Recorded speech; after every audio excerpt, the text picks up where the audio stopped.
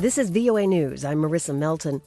One day ahead of the start of public impeachment hearings in the U.S. House of Representatives, U.S. President Donald Trump said in a speech that his presidency has transformed the U.S. economy.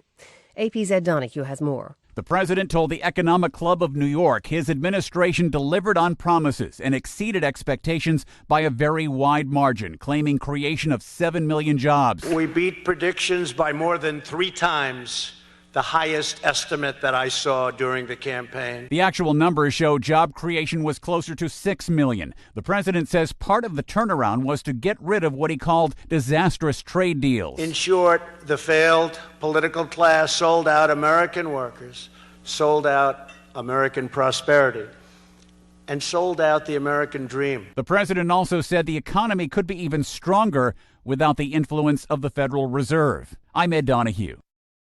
President Trump is set to meet Wednesday with Turkish President Recep Tayyip Erdogan. Reuters' Emily Wither has more. Barely a month seems to go by before Turkey and the US are thrown into yet another diplomatic crisis. But there's a simple reason why President Trump will still warmly welcome Turkey's leader Tayyip Erdogan at the White House on Wednesday.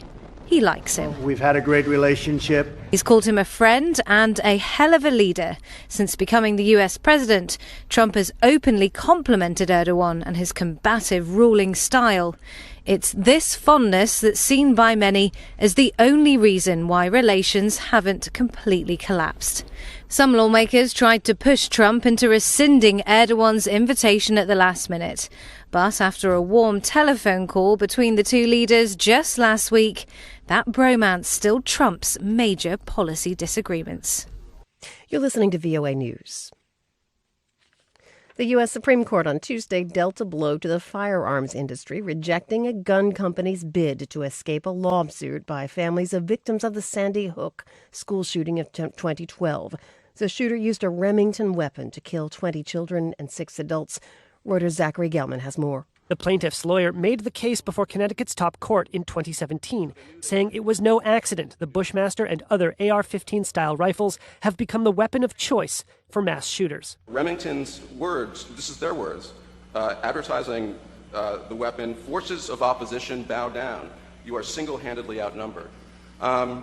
Those words in a marketing campaign, they don't happen accidentally. We all know that. The Connecticut State Supreme Court ruled that the lawsuit could go forward, and Remington appealed to the Supreme Court. But the justices did not hear the appeal and did not include any comment on why they refused to take the case. The move paves the way for the lawsuit against Remington to proceed.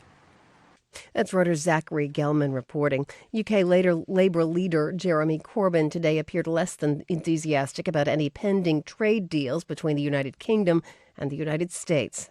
He said that will threaten all of our regulations, all of our conditions, and threaten our public services. I think what we have before us is an alliance between Donald Trump and Nigel Farage and Boris Johnson. We know where that alliance is designed to take us, into a sweetheart trade deal with the United States that will threaten all of our regulations, all of our conditions, and threaten our public services. That's UK Labour leader Jeremy Corbyn. Republican supporters of U.S. President Donald Trump are planning a vigorous defense of him as public congressional impeachment hearings start on Wednesday. Trump administration officials are bracing for hours of testimony from William Taylor, the current top American diplomat in Ukraine, and George Kent, who oversees Ukraine affairs for the State Department.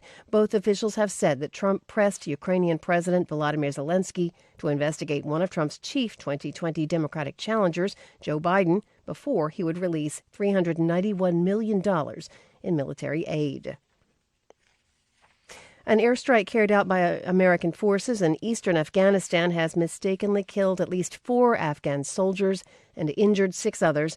A provincial police spokesman said the overnight incident occurred in the troubled Logar province during clashes between Afghan security forces and Taliban insurgents.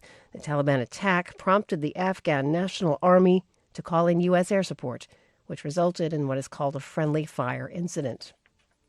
I'm Marissa Melton. You're listening to VOA News.